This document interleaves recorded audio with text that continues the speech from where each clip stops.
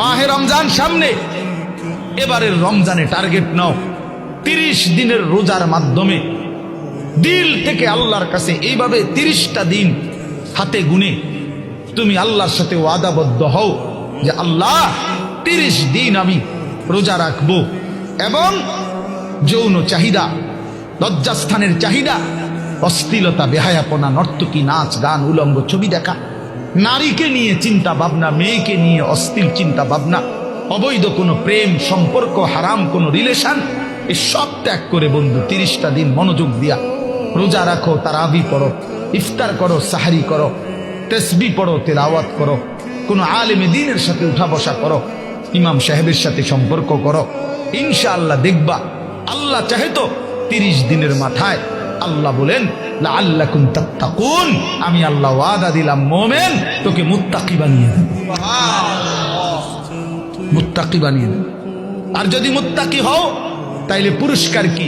উইদ্দাত লিল মুত্তাকিন, আল্লাহ বলছেন জান্নাত বানানোই হয়েছে মুত্তাকিদের জন্য।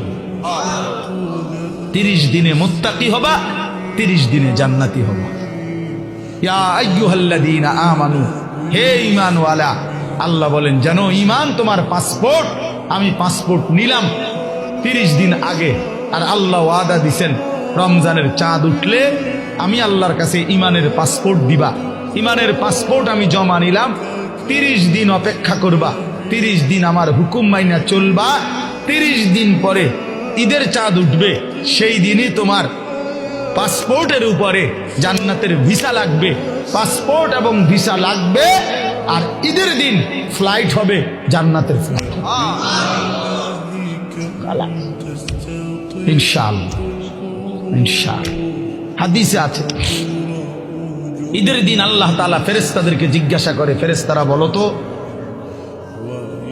তো ওই ব্যক্তির প্রতিদান কি হইতে পারে যে তার পরিশ্রম, তার হুকুম, তার মনিবের আদেশ পূর্ণ আদায় করছে, যেই কর্মচারী তার কর্ম ঠিক মতো 100 পালন করছে, তো এখন তার বিনিময় কি হইতে পারে?